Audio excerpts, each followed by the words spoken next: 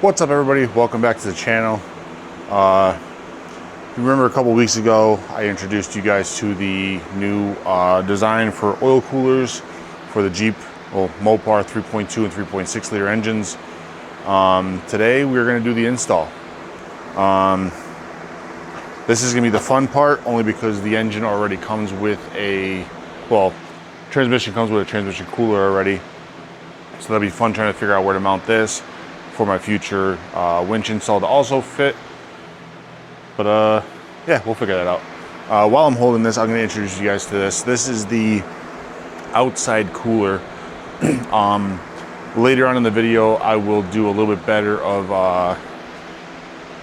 a comparison of what it is, because the old cooler is still in my motor. Obviously, I'm going to take that out, and then I'll show you guys more together. Right now, I'm going to show you the parts this comes with before we do some testing on it. So this is the auxiliary cooler, your stock cooler. So this is your oil filter housing and cooler. Imagine it, the one that's in there now. The stock one comes with a cooler built onto the top of this, which is fine. But when you're doing off-roading and you're doing long traveling, stuff like that, this does sit in the valley of the motor right between the two cylinder heads. So as you can imagine, it still gets pretty hot in there. So that cooler just stays at your OEM temperatures, whatever you want to consider that. This brings it to the outside of the engine, to the front of the vehicle, behind the grill, behind the bumper, wherever you want to stick it. So obviously it allows much better cooling. So they do offer this in two styles. They do offer the plastic one and they do offer the metal one. Plastic cap does come with new sensors, which is the oil pressure and coolant temp sensors. Obviously your little housing on top of this does come with intake manifold gaskets, mounting hardware to mount the housing to the block, as well as AN hose. Don't ask me what size this is, because I'm not 100% sure. They send you a pretty decent amount. I haven't unrolled it yet, but I want to say it's at least 6-7 feet. But yeah, let's get into it, and let's start taking the intake manifold off and getting into the inside to remove and install that bad boy. Alright guys, so now we are on top of the motor. We're going to get ready to take everything apart. First thing we're going to do is the obvious stuff. Just unhook the sensors, get all the hoses taken off, get the intake unbolted, and start from there.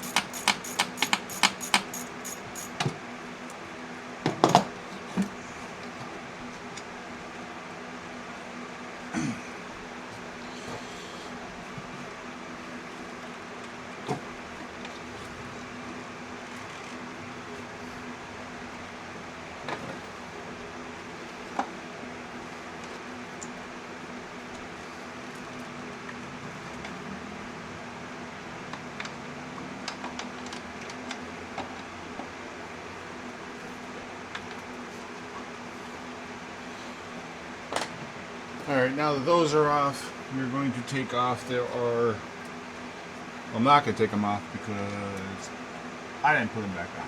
Oh, I did. Nope, I didn't. Alright, so usually there's 3 mounts here, 1 mount on the back. When I did the oil cooler originally, I kept them off because, yeah, they're pretty much pointless. So there are 1, 2, 3, 4, 5, 6, 7 8mm bolts in the middle. So let's get those taken out of there.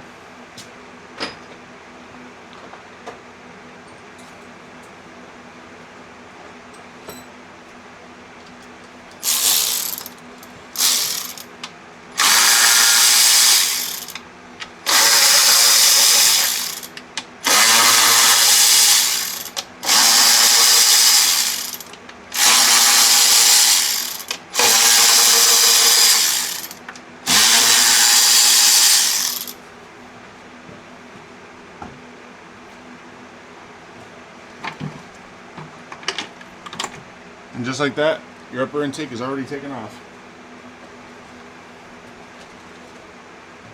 We got some shelving over here. Make sure to put everything there.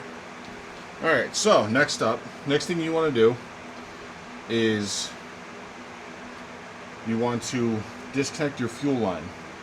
So obviously you don't want fuel going spraying everywhere. So I let this vehicle sit for a little bit before I do this. So you want to do is have a nice little paper towel.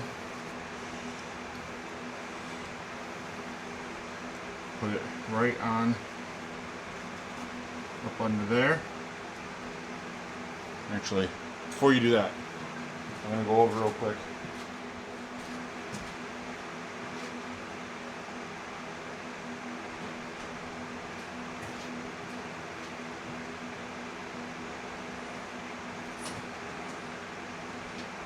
What you want to do is you want to take your gas cap off. Somehow that helps relieve the pressure. I don't think it actually does, but you know, everybody says it does. So to keep the people on the internet happy, I did it.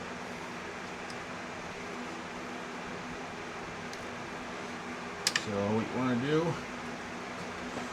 get your finger up under there.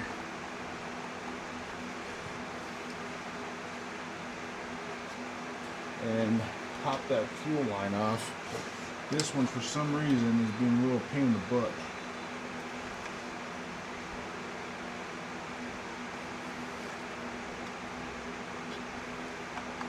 So what I might do instead is pop it out this way.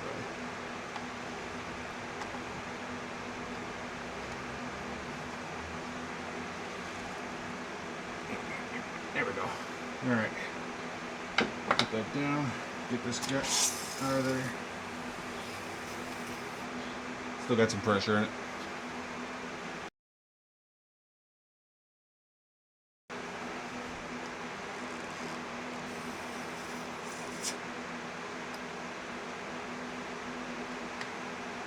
Alright, there we go. Pressure is finally blood. That took a while, but thankfully it's out.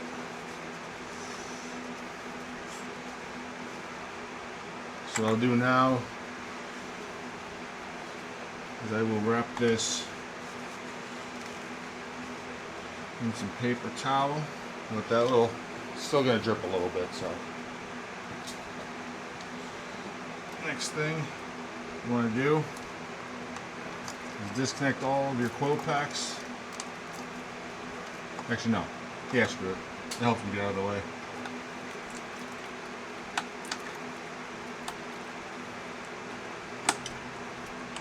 So when all you're disconnected, you want to disconnect all your fuel injectors, because you will be taking this whole entire lower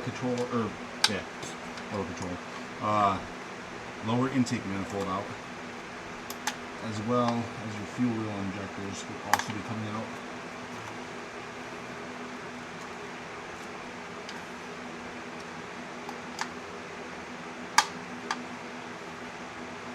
It's been about 3 years since I've done these, so these are getting a little stuck from all the mud and gunk over the years.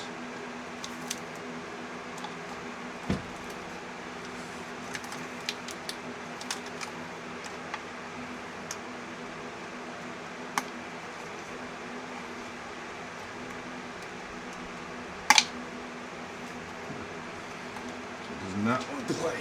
Alright, so I'll let that one sit for a minute.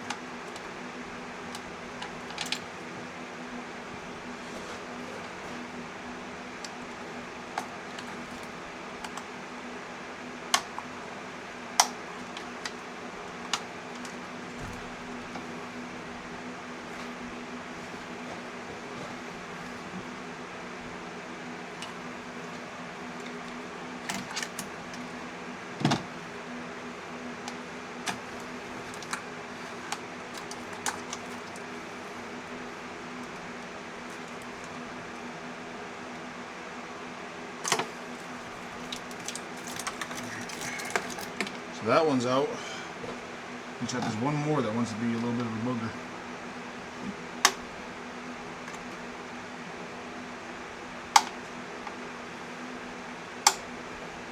go. Alright, so all those are disconnected. Just pull the harnesses back a little bit, give yourself some room. Put that guy over there. Alright, and all of that is out. So then all we need to do is take your lower intake manifold out. So lower has 1, 2, 3, 4, 5, 6, 7, 8mm screws.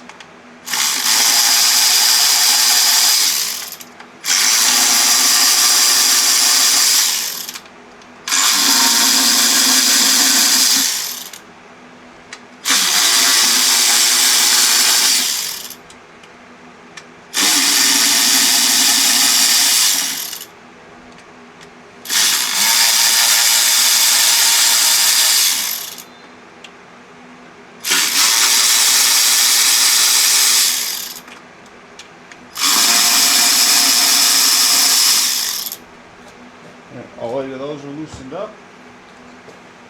So then all you gotta do, take it and lift up. Now one thing you do want to be careful of is this does have fuel in it still. This fuel rail right here. So you're gonna want to dump that somewhere. Luckily we do have a drain pan over here I can dump it right into. Alright, now that that's all drained, put that on the quartz counter over here.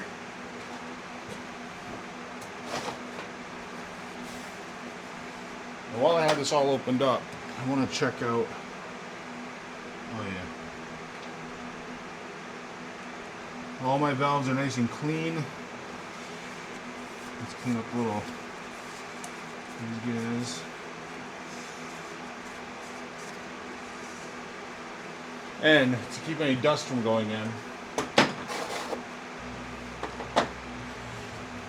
just to keep any dust from going in, we are going to throw in some paper towels. So in that way, I don't have any gunk going in, because I did look down. I just wanted to see how my valves were doing. And looking in, there are a couple that are wide open, most likely on the intake portion of their life. So we'll block any of those just to keep them from getting any gunk in there and possibly causing issues on startup.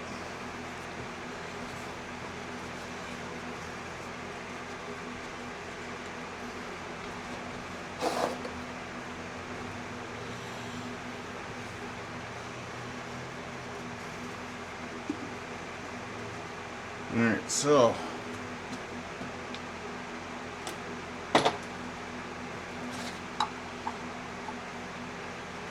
I do want to open up this oil filter just so in that way any oil that is down there or still in there can get drained back into the block. It will end up doing it on its own, but just to get everything going faster. Cool. So all the oil is already down there, but at least I don't have to worry about that anymore.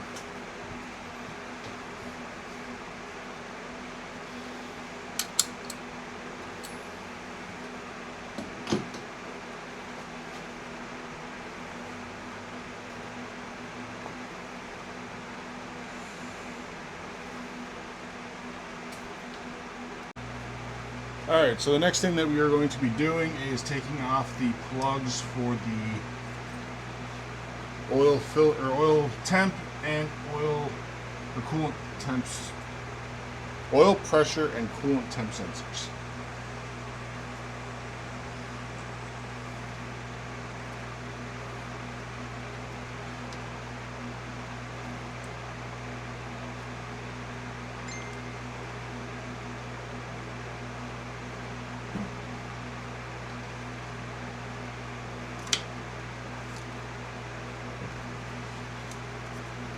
One removed, and there's the other one removed. Alright, so those are out. Now to disconnect the coolant hose which is going to be fun because I forgot a set of pliers, but I do have wire strippers. So we'll see if that works.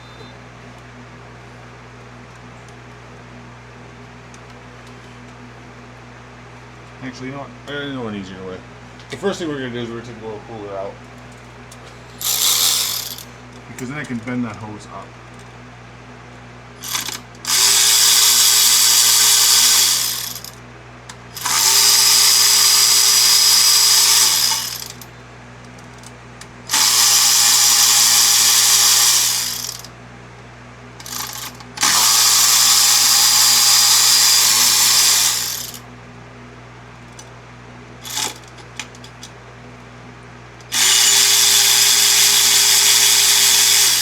So on this part, there are five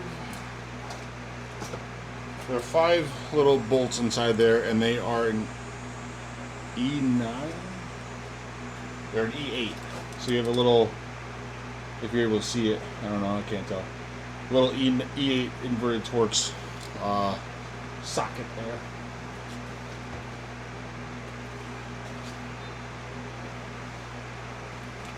Then also to help us, we are going to give this little clamp a snip there.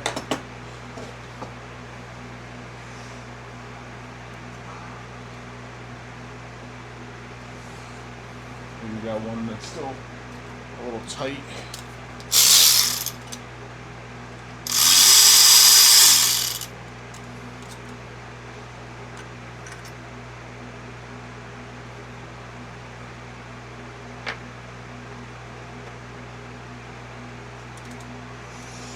Maybe a little pry bar help.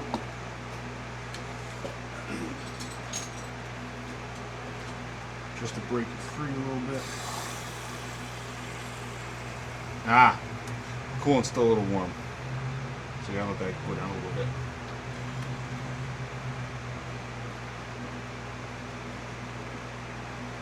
I did drive this down in the garage. I didn't give it much time to really cool down, so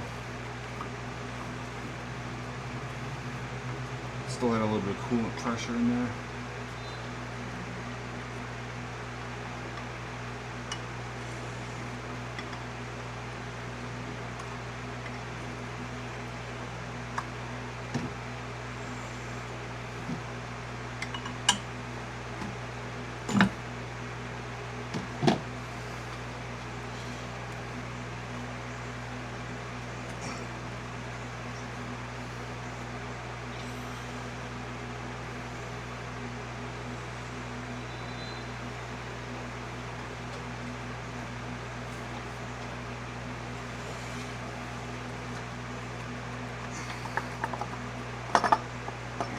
Go.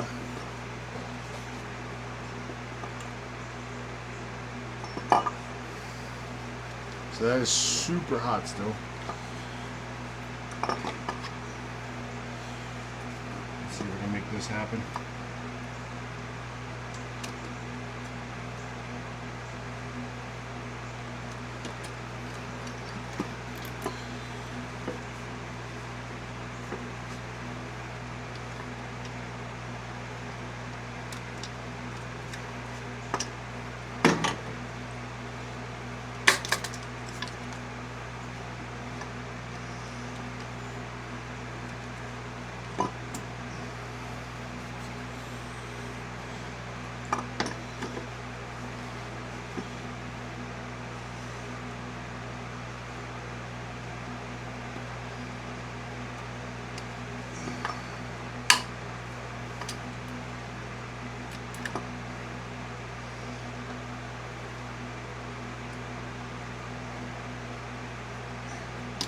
Alright, got that out of there. Now to just break the hose free.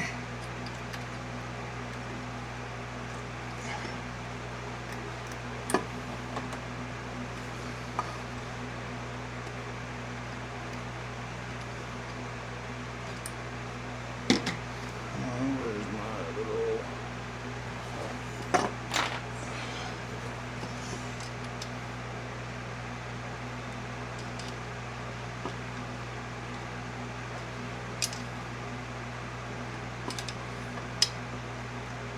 little flathead screwdriver always helps.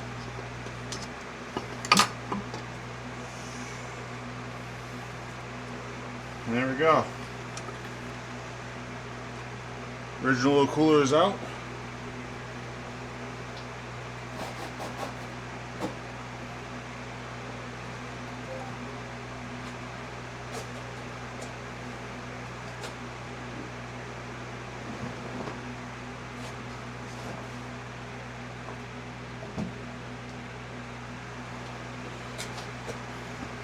And this is the fun part.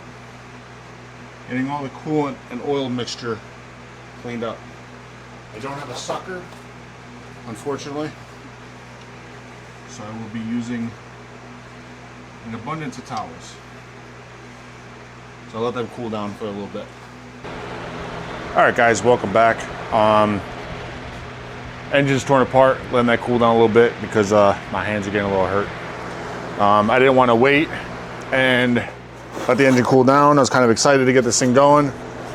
So now I'm letting it cool down. Sorry if it sounds a little windy. I do have the wind mic on. Hopefully that's blocking it because I do have a fan right here blowing on me because it's about 92 degrees outside. But while that's cooling down, I figured I would take this time to show you guys stock oil cooler and the design I was talking about earlier. So this is the stock one. Actually, this isn't the stock one. This is an upgraded aluminum one. Stock one's long gone. That was leaking. So about 3 years ago, I replaced it with this one. Just an Amazon special.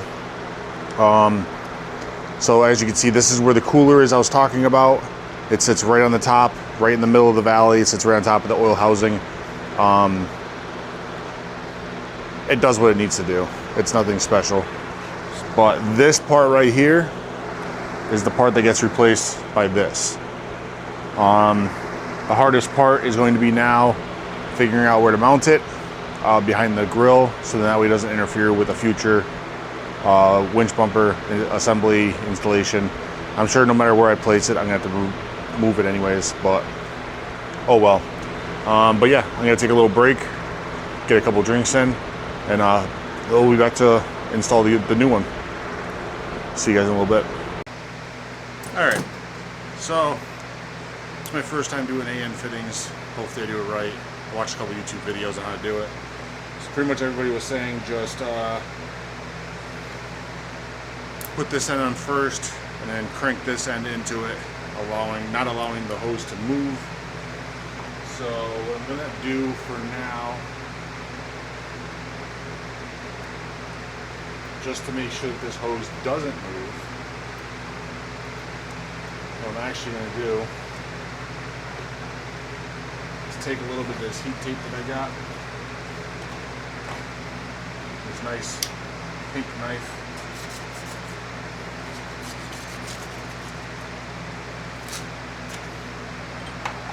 what I'm going to do is I'm going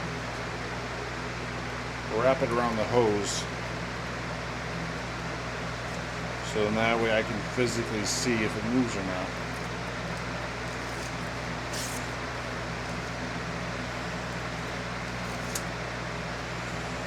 So it is pressed all the way down. Yep.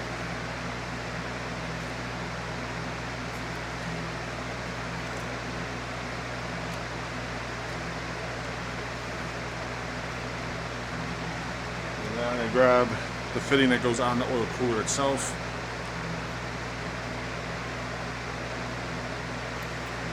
And crank it on there.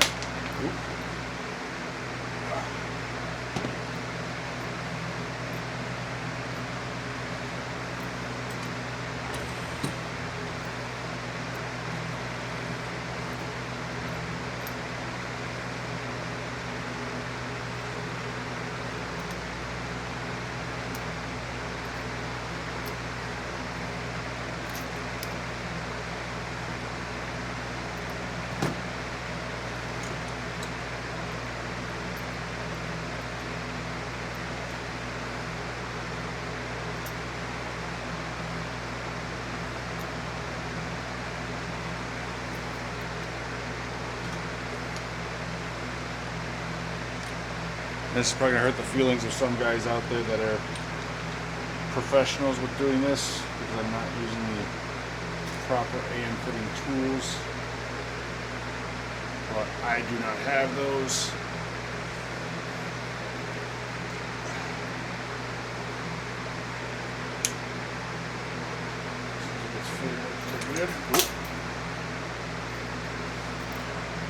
I'm doing this at my normal house garage, so I do not have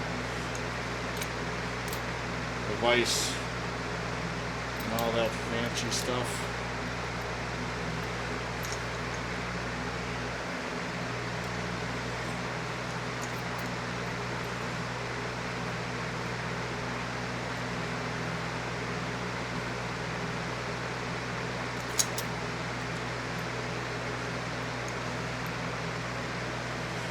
Besides, now that I think about it, this side will be under the intake manifold, so it's not like this side will be easily seen anyways.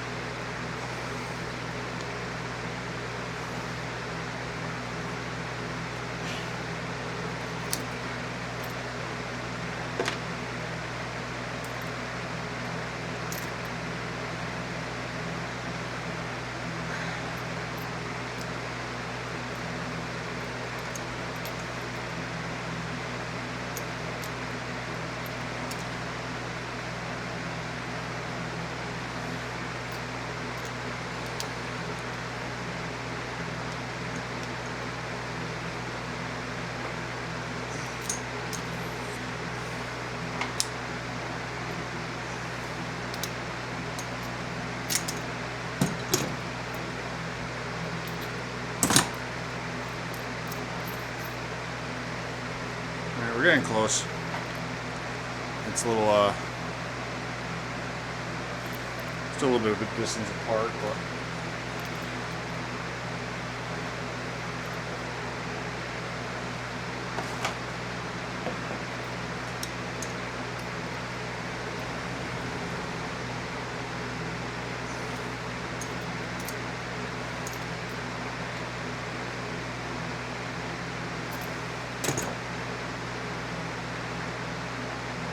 alright, I'm going to cut here for a second, try to get these together, so that way you guys are just watching me play with this hose.